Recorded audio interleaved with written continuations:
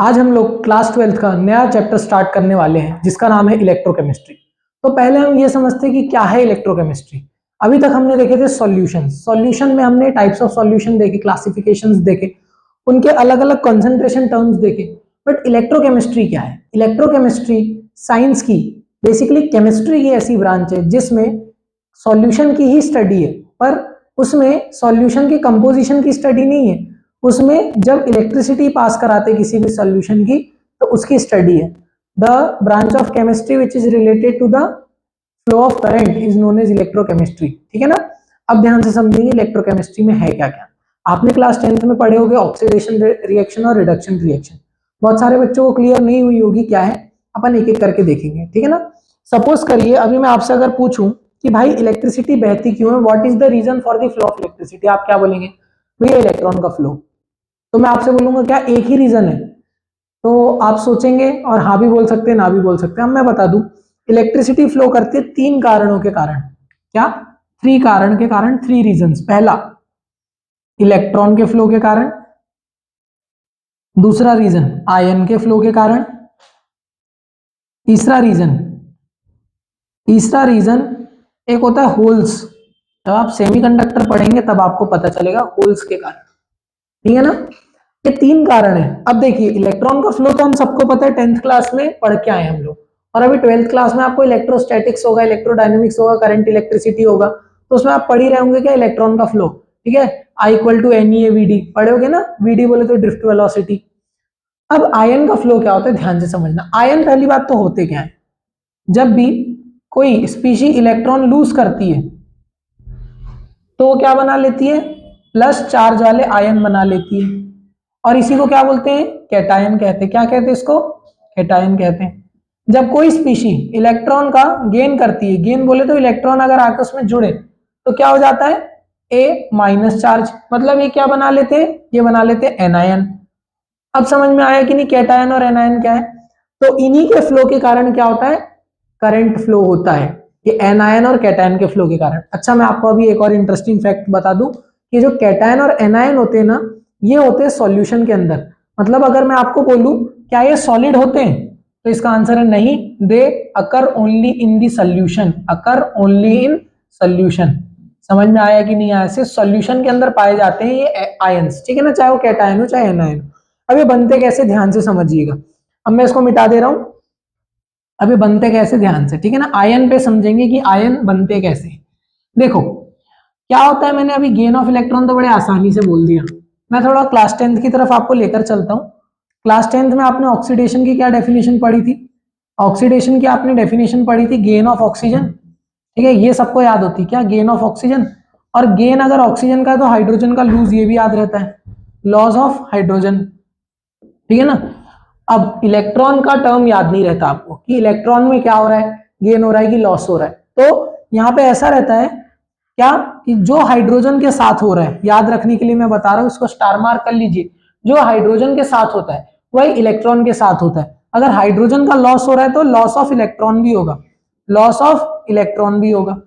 ठीक है? ये यूनिवर्सल फैक्ट है। मतलब ऑक्सीडेशन की ये तीन डेफिनेशन हमको मिली, क्या क्या? Loss of electron, loss of hydrogen या लूज ऑफ हाइड्रोजन, या गेन ऑफ ऑक्सीजन। समझ में आया कि नहीं आया? अब देखते हैं हम रिडक्शन की डेफिनेशन। रिडक्शन क्या होता है? रिडक्शन होता है पहला क्या? Gain of hydrogen. ऑक्सीजन का उल्टा चलेगा है ना, इसमें इसमें हाइड्रोजन का गेन होगा। दूसरा loss of oxygen, loss of oxygen. और देखो हाइड्रोजन का क्या हो रहा है? गेन। तो गेन ऑफ इलेक्ट्रॉन। याद रखना जो हाइड्रोजन के साथ होगा वही इलेक्ट्रॉन के साथ भी होगा। इस चीज को अगर आपने अपने दिमाग में पाल लिए, रख लिए, तो मैं गारंटी बता रहा हूं आपको 12th की इलेक्ट्रोकेमिस्ट्री के अंदर दिक्कत नहीं जाएगी, क्योंकि सारी डेफिनेशन है इन दो डेफिनेशनों से बनती है। कौन कौन सी? ऑक्सीडेशन की डेफिनेशन और रिडक्शन की डेफिनेशन। मेरे हिसाब से आपको ऑक्सीडेशन और रिडक्शन अभी क्लियर हो गया होगा। अब हम समझते हैं एग्जाम्पल से। ठीक है? अभी हम दो एग्जाम्पल लेंगे और फिर समझेंगे कि ऑक्सीडेशन रिडक्शन होता क्या क्या। सपोज करिए मैं बहुत ही बेसिक से 10th क्लास की एक रिएक्शन ले रहा हूं। ठीक है ना? 10th क्लास की एक रिएक्शन ले रहा हूं मैं। कौन सी? मैग्नीशियम और ऑक्सीजन की रिएक्शन आपको याद होगी। कौन सी रिएक्शन? मैग्नीशियम की और ऑक्सीजन की रिएक्शन। याद है? Burns in air, magnesium oxide is produced. Suppose करिए Mg+O2 है, तो क्या बना, MgO बना, हवा में जल गया।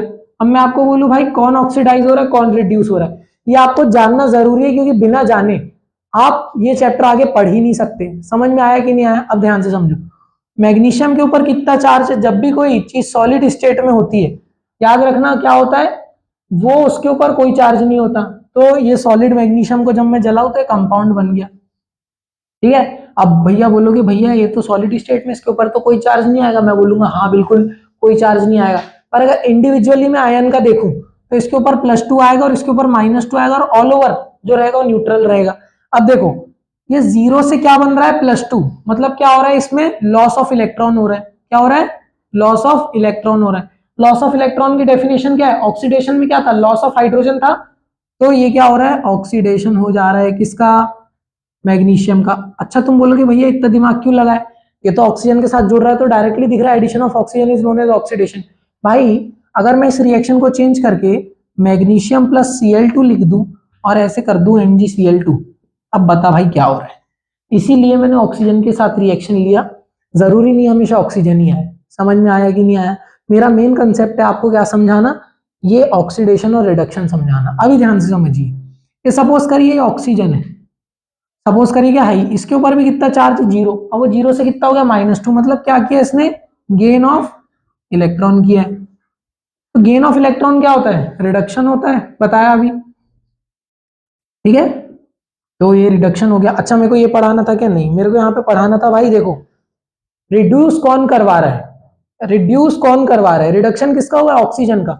ऑक्सीजन रिडक्शन क्यों कर रहा है, वाई, बिकॉज ऑफ मैग्नीशियम। तो यहाँ पे रिड्यूसिंग एजेंट कौन है, रिड्यूसिंग एजेंट कौन है, रिड्यूसिंग एजेंट है मैग्नीशियम, याद रखेंगे इस चीज को।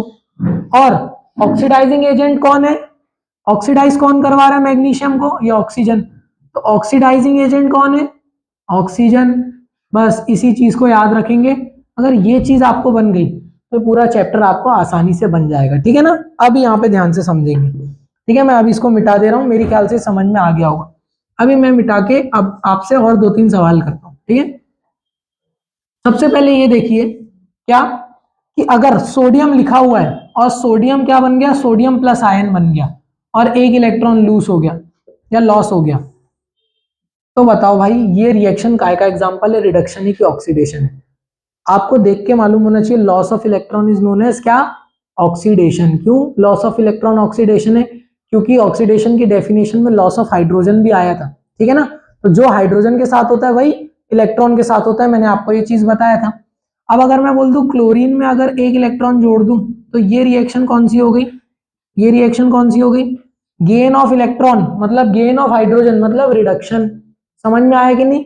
तो ये रिडक्शन का एग्जांपल है, ये ऑक्सीडेशन का एग्जांपल है। और अगर मैं इन दोनों रिएक्शनों को कंबाइन करके लिख दूं तो जब भी रिएक्शनें कंबाइन होती है तो क्या होता है, रिएक्शनें जब भी कंबाइन होती है तो जो LHS और RHS में जो प्रोडक्ट है सेम, उसको क्या कर दिया जाता है, कैंसिल कर दिया जाता है। और देखो क्या बन जाएगा, Na+Cl गिव्स Na+Cl-। अब बोलोगे भैया आपने तो इलेक्ट्रॉन को हटा दिए, भाई यहां से जो एक इलेक्ट्रॉन था ना वो उठ के यहां चला गया, और यहाँ पे जो एक इलेक्ट्रॉन जो इसके पास कम था अब वो यहाँ पे एक बढ़ा तो इसके ऊपर माइनस चार्ज लग गया, अभी भी चार्ज बैलेंस है। समझ में आया कि नहीं आया? ये इलेक्ट्रोकेमिस्ट्री की बहुत शुरुआत है। अभी इतना अगर आपको समझ में आया तो हम आगे बढ़ते हैं, और अगर नहीं आया तो आप लेक्चर को एक बार शुरू से फिर से देखिए, ठीक है ना। ये कारण है इलेक्ट्रिसिटी फ्लो होने का। क्यों, सोडियम से इलेक्ट्रॉन उठ के गए क्लोरीन के पास, कच्चा कच्चा एग्जांपल है, सोडियम से इलेक्ट्रॉन गए किसके पास, क्लोरीन के पास, तो क्या हुआ, फ्लो ऑफ इलेक्ट्रिसिटी हुआ। फ्लो ऑफ इलेक्ट्रिसिटी चैप्टर में क्या, इलेक्ट्रोकेमिस्ट्री पढ़ रहे हैं हम लोग, ठीक है ना। अब यहां ध्यान से समझिए और मैं 2-3 एग्जांपल लेता हूं। सपोज करिए अभी आपने कभी इतने मॉलिक्यूलर लेवल पे चीजों को देखे नहीं होंगे, H2SO4 मैग्नीशियम से बॉन्ड कैसे बनाता है, ध्यान से समझना। सपोज करिए क्या है, सल्फ्यूरिक एसिड H2SO4, ये क्या बनाता है, Mg में अगर मैं डाल दूं तो MgSO4 बना लेगा। ये आपने रिएक्शन बड़े बचपन में देखी होगी, ठीक है ना, और लग रहा होगा ये क्या बता रहे हो आप। यहाँ पे मैं आपको आज इसका बिल्कुल अलग ही पॉइंट ऑफ व्यू एक बताता हूँ, ठीक है ना, ध्यान से समझो। H2SO4 गया पानी में तो क्या बन गया, 2H+ आयन, मतलब हाइड्रोनियम आयन, इसको क्या बोलते हैं, हाइड्रोनियम आयन। आपको आयंस के हम नाम भी पता होने चाहिए, ठीक है ना, H+ आयन, हाइड्रोनियम आयन, और SO4 2- आयन, सल्फेट आयन, ठीक है ना। अब ध्यान से समझो। अच्छा, चार्ज कैसा है, कांस्टेंट, क्यों, 1 × 2 +2 -2 कितना, 0 हो गया। अब देखो मैग्नीशियम के ऊपर कितना चार्ज, 0 चार्ज है, अभी कोई चार्ज नहीं है, ठीक है ना। अब यहां ध्यान से समझना, अब मैग्नीशियम जब इसके साथ जुड़ा तो क्या बन गया, Mg2+ बन गया, और ये क्या बन गया, SO4 2- पहले से था तो ये तो, ठीक है, कोई अंतर नहीं आया। ये जो हाइड्रोजन है, क्या हुआ, हाइड्रोजन, हाइड्रोजन ने क्या किया, हाइड्रोजन के ऊपर अब आ गया भाई 0 चार्ज, ठीक है ना, हाइड्रोजन के ऊपर आ गया 0 चार्ज, इसके ऊपर क्या था, 0 चार्ज। जब भी कोई चीज गैसीय स्टेट में होती है वो कैसी होती है, बिल्कुल ही स्टेबल होती है। गैसीय स्टेट मतलब भाई इनर्ट स्टेट, मतलब अगर ये H2 निकल रही है मतलब ये एक स्टेबल स्टेट है कंपैरेटिवली इन सब से।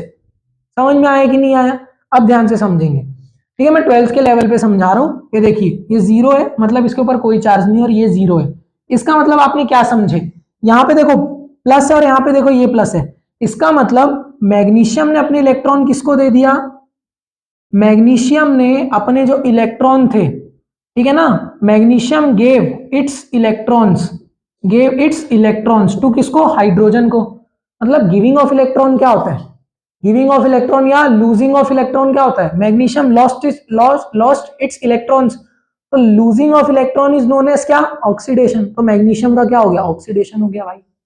समझ में आया कि नहीं आया, क्योंकि मैग्नीशियम के ऊपर 0 से देखो प्लस में चार्ज आ गया, तो लूजिंग ऑफ इलेक्ट्रॉन तो ऑक्सीडेशन। अरे आया कि नहीं आया समझ में। और ऑक्सीडेशन का क्या मतलब है, ऑक्सीडेशन का एक और मतलब है, अब यहां से आपको एक चीज और ऑब्जर्वेशन में आएगी, क्या, ऑक्सीडेशन मतलब होता है ऑक्सीडाइजिंग स्टेट का बढ़ना, ऑक्सीडेशन नंबर का बढ़ना। ऑक्सीडेशन नंबर क्या हुआ, प्लस में इंक्रीज हुआ। तो जब भी ऑक्सीडेशन नंबर बढ़ता है मतलब ऑक्सीडेशन होता है।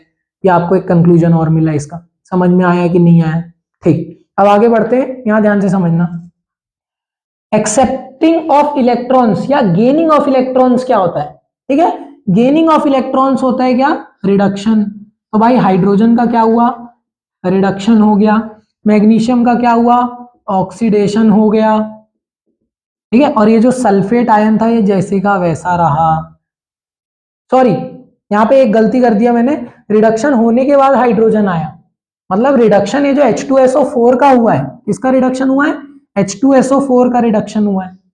समझ में आएगी नहीं, तो आपने क्या क्या कंक्लूजन ड्रॉ किए, सबसे पहला, अगर ऑक्सीडेशन नंबर कम हो रहा है, ऑक्सीडेशन नंबर कम हो रहा है मतलब क्या हो रहा है, रिडक्शन हो रहा है। अगर ऑक्सीडेशन नंबर बढ़ रहा है तो क्या हो रहा है, ऑक्सीडेशन हो रहा है। अगर लूज ऑफ इलेक्ट्रॉन हो रहा है, लॉस ऑफ इलेक्ट्रॉन हो रहा है, तो क्या हो रहा है, लॉस ऑफ इलेक्ट्रॉन मतलब क्या, ऑक्सीडेशन हो रहा है। और अगर गेन ऑफ इलेक्ट्रॉन हो रहा है तो क्या हो रहा है, रिडक्शन हो रहा है। अब यहाँ पे एक और चीज आपको कंक्लूड करना पड़ेगा, क्लास 10th में you have read about the reactivity series in which hydrogen is placed below magnesium, ठीक है। हाइड्रोजन का नीचे प्लेस होने का क्या मतलब है, हाइड्रोजन का नीचे प्लेस होने का ये मतलब है कि हाइड्रोजन की रिएक्टिविटी क्या है, कम है मैग्नीशियम से, तो जल्दी इलेक्ट्रॉन कौन फेंकेगा हवा में, जल्दी इलेक्ट्रॉन मैग्नीशियम फेंकेगा। You have already studied in your class 11th क्या, कि अच्छे मेटल कौन होते हैं, good metals are those who can give electron easily, मतलब अच्छे मेटल वही है जो अपने इलेक्ट्रॉन को जल्दी दे दे। समझ में आया कि नहीं आया, तो भाई मैग्नीशियम अपने इलेक्ट्रॉन को जल्दी दे रहा है, किसको दे रहा है, हाइड्रोजन को दे रहा है। समझ में आया कि नहीं आया, यहां से पूरा किसका कंसेप्ट आता है, ऑक्सीडेशन और रिडक्शन का। अभी चलते हैं हम लोग किसकी तरफ, थोड़ा सा फिजिक्स की तरफ। मेरे को लग रहा है कि आपका ऑक्सीडेशन नंबर अभी क्लियर हो गया होगा कि ऑक्सीडेशन नंबर क्या है, ऑक्सीडेशन क्या है, रिडक्शन क्या है, ठीक है ना। अगर नहीं क्लियर हुआ आप एक बार फिर से देखिए, ठीक है। अब ध्यान से समझिएगा, क्या, थोड़ा सा फिजिक्स का टर्म जो आने वाला है आगे, ये बेसिक्स है ना, इलेक्ट्रोकेमिस्ट्री चैप्टर के बेसिक्स है। अभी मैं चैप्टर में नहीं घुसा हूं, अभी चैप्टर की मैंने हेडिंग देखा भी नहीं हूँ किताब में कि क्या पढ़ाना है मेरे को। अभी मैं बस आपको क्या, वो जो बेसिक्स होते हैं ना, जो बचपन की बीमारी होती है वो क्लियर करवा रहा हूँ कि आप पहले समझे कि ऑक्सीडेशन क्या है, रिडक्शन क्या है, ठीक है ना, इसलिए मैंने हेडिंग भी डाल के नहीं रखा हूं। अब ध्यान से समझना, क्या, थोड़ा सा फिजिक्स, क्लास 10th की फिजिक्स में आपने पढ़े थे रेजिस्टेंस, रेजिस्टिविटी, और एक और चीज पढ़े थे, क्या था, करंट पढ़े थे, पोटेंशियल डिफरेंस पढ़े थे। ये सब बिल्कुल पढ़ लिए थे आपने, क्लियर होगा है ना मेरे हिसाब से। और मैं आपको फिर से अभी पढ़ाता हूँ, देखो भाई लोग क्या क्या है। अभी यहाँ पे वायर्स नहीं है, ठीक है, सपोज करना कि एक कंटेनर है, एक ऐसा कंटेनर है, ठीक है, इसकी लेंथ कितनी, लेंथ कितनी, लेंथ भी 1 मीटर, ब्रेथ भी 1 मीटर, स्टैंडर्ड लेना, ठीक है ना। कंटेनर बोला हो तो भाई हाइट भी कितनी 1 मीटर, मतलब इसका वॉल्यूम क्या 1 क्यूबिक मीटर या 1 metre cube, 1 metre cube. Hope so आपको समझ में आ रहा होगा, ये क्यूब बना है, क्यूब जैसे दिख तो रहा है वैसे, ठीक है ना, इतनी खराब ड्राइंग नहीं है मेरी। 1 मीटर क्यूब में कितना लीटर, 1000 लीटर, मैंने आपको बता चुका हूँ, ठीक है। आपको बताया था मैंने, हाँ बताया था, कब, जब न्यूमेरिकल करा रहे थे कंसंट्रेशन टर्म्स के, तब बताया था, ठीक है ना। अब यहाँ पे ध्यान से समझिए, इसमें को मैंने क्यों बताया। सबसे पहला तो हम पढ़ने वाले क्या, रेजिस्टेंस। रेजिस्टेंस क्या होता है, रेजिस्टेंस क्या होता है, रेजिस्टेंस होता है the hurdles offered by any conductor in the path of the circuit is known as resistance. मतलब जितनी भी वो एक अपोजिट आती है ना करंट की, करंट को रोकने वाली चीज, वो रेजिस्टेंस होती है। हमने क्लास 10th में भी पढ़े थे, याद आ रहा है कि नहीं आ रहा कुछ, ठीक है, डिनोटेड बाय आर। उसके बाद हमने क्या पढ़े थे, करंट पढ़े थे। करंट क्या होता है, the rate of flow of electrons with respect to, sorry, the rate of flow of charge with respect to time. इसका फॉर्मूला क्या होता है, क्यू बाय टी, ठीक है। फिर उसके बाद हमने पोटेंशियल डिफरेंस पढ़े थे, वी क्या होता है, W by Q, work done upon any charge particle. ये आपको भी फिजिक्स में भी है, आपको पोटेंशियल डिफरेंस की डेफिनेशन है, उसमें आप क्या करते हैं, सबसे पहले आप निकालते फोर्स, क्या, 1/4πε0 Q1 Q2/r²। उसके बाद आप फोर्स अपॉन एरिया कर दो, तो क्या आ जाता है, फोर्स अपॉन, सॉरी पे तो प्रेशर आ गया भाई, force upon any charge particle. देखो सबसे पहले तो फील्ड आ जाती है, एफ बाय क्यू कर दो तो फील्ड आ जाती है, एक कट जाता है तो इलेक्ट्रिक फील्ड का फॉर्मूला आ जाता है। अरे समझ में आएगी नहीं, इलेक्ट्रिक फील्ड इंटेंसिटी। ऐसे कर करके आप सारे फॉर्मूले निकाल लेते हो। अगर मैं भाई पोटेंशियल का फॉर्मूला बोलूं तो आपको पहले वर्क डन निकालना पड़ेगा। वर्क डन क्या होता है, वर्क डन होता है, ध्यान से समझना, वर्क डन कितना होता है, फोर्स इंटू डिस्प्लेसमेंट। तो आप वो Q1 Q2/r² में क्या कर दो, अगर एक आर का मल्टीप्लाई कर दो तो क्या आ जाता है, 1/4πε0 Q1 अपॉन r² में भी सिर्फ r बचता है। अरे समझ में आया नहीं, sorry, Q1 Q2/r is equal to क्या आ जाता है, वर्क डन आ जाता है आपका, ठीक है। फिर work done upon any charge particle, मतलब अगर मैं यहां से इसको और Q से डिवाइड कर दूं तो कितना बचेगा, 1/4πε0 Q1 अपॉन r, ये आ जाता है पोटेंशियल डिफरेंस, ये V। 10th में आपने ये पढ़े थे, 12th में आपको ये पढ़ना है। देखो मैंने भी फिजिक्स नहीं पढ़ा इतने दिन से, पर मेरे को फॉर्मूले बने कि नहीं बने। अगर आपके कंसेप्ट क्लियर है तो आपको एक एक फॉर्मूला बनेगा, आपके दिमाग में रहेगा, ना रहे तो आप एक फॉर्मूले से ऐसे 20 फॉर्मूले डेराइव कर लोगे, और आपको कोई साइंस के अंदर भाई फेल नहीं कर सकता। साइंस के अंदर फेल वही होता है जो पढ़ता नहीं है, पढ़ता भी नहीं और जिसका दिमाग भी काम नहीं करता है ना। और जिनका दिमाग काम करता है वो साइंस में कभी फेल नहीं हो सकते, ठीक है ना, ये मेरी गारंटी है, ठीक है। आप कोई कमेंट मत करना भैया मेरा दिमाग काम करता है पर मैं फेल हो गया, वो मेरी गलती नहीं है, ठीक है ना। चलो आगे चलते हैं, आगे चलते हैं किसकी तरफ, मैं आपको डब्ल्यू बाय क्यू पढ़ा रहा था, इतना मालूम होगा, work done upon any charge particle is known as potential difference या वी पोटेंशियल, ठीक है। अब यहाँ पे ध्यान से समझते, क्या ओम्स लॉ आता है, पिक्चर के अंदर आता है ओम्स लॉ। ओम्स लॉ के भी पहले कुछ कुछ चीजें आती है। अब देखो रेजिस्टेंस, पहले ओम्स लॉ कर लेते हैं। ओम क्या कहता था भाई, ओम ने बोला 10वीं में भी वही बोलेगा, 12वीं में भी वही बोलेगा, क्या, the potential difference across any conductor is directly proportional to the current flowing through it, V is directly proportional to I. Directly proportional का साइन रिप्लेस होता है कांस्टेंट से, तो V equal to I R आ जाता है। ये जो रेजिस्टेंस होता है, फिर ये फैक्टर्स पे डिपेंड करता है, क्या, resistance is directly proportional to length of any conductor, resistance is directly inversely proportional to area of any conductor, cross sectional area. और ये दोनों का साइन रिप्लेस होता है कांस्टेंट से, जो कि रो आता है, रो रेजिस्टिविटी रहती है, और रेजिस्टिविटी ऑफ एनी मटेरियल क्या रहती है, differs from material to material. क्या इसका क्या मतलब है, सिल्वर की अलग होगी, कॉपर की अलग होगी, ठीक है ना, गोल्ड की अलग होगी, तो रो एल बाय ए आ जाता है, ठीक है, ये आ जाता है। अब यहाँ पे ध्यान समझना भैया, यहाँ पे क्या रो, यहाँ पे क्या एल, क्योंकि लेंथ तो लेनी ही नहीं है ना। यहाँ पे क्या है, सॉल्यूशन है। अब ध्यान समझना, अगर मैं यहाँ से वायर निकाल दूं और यहाँ से एक वायर निकाल दूं, तो सपोज करो ये 1 मीटर स्क्वायर की प्लेट है पीछे, और ये सामने 1 मीटर स्क्वायर की प्लेट है। ये 1 मीटर इंटू 1 मीटर तो 1 मीटर स्क्वायर ही होगा ना। तो ये जो एरिया की बात की है, ये वो इलेक्ट्रोड की, इलेक्ट्रोड क्या होते हैं, इलेक्ट्रोड वो होते हैं, LECTRODE, इलेक्ट्रोड वो होते हैं जो सॉल्यूशन के अंदर डिप होते हैं, उनको हम इलेक्ट्रोड बोलते हैं। इलेक्ट्रोड दो टाइप के होते हैं, क्या, एक होता है एनोड और एक होता है कैथोड। कैसे आएगा अभी मैं बता दूंगा, ठीक है। अभी आप बस इतना समझिए, कितने दो टाइप के इलेक्ट्रोड होते हैं, एक होते हैं एनोड और एक होते हैं कैथोड।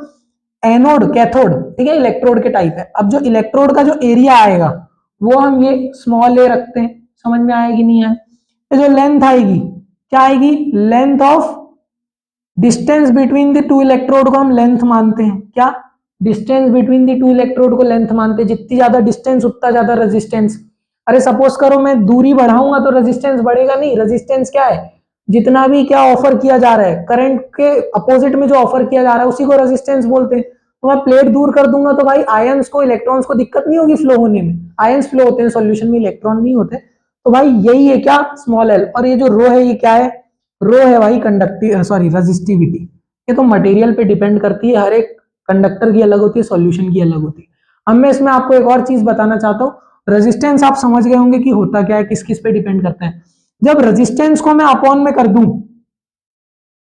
तो रेजिस्टेंस का उल्टा कंडक्टेंस, सी से डिनोट करते हैं इसको, समझ में आया, रेजिस्टेंस का उल्टा कंडक्टेंस, मेरे वर्ड्स पे जाना, रेजिस्टेंस कंडक्टेंस, समझ में आया।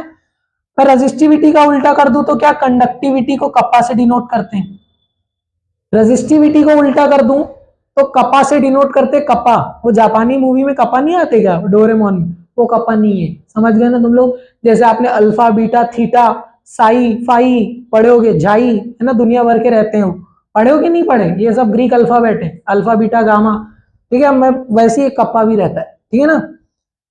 उसके बाद ये आ गया क्या, वन अपॉन रेजिस्टेंस, सी बोले तो कंडक्टेंस, और वन अपॉन रेजिस्टिविटी कंडक्टिविटी, इसको क्या बोलते हैं, स्पेसिफिक रेजिस्टेंस, तो इसको क्या बोलेंगे कापा को, स्पेसिफिक कंडक्टेंस। समझ में आया कि नहीं आया, जो इसका नाम है उसी का उल्टा कर दो वो इसका नाम बन जाएगा।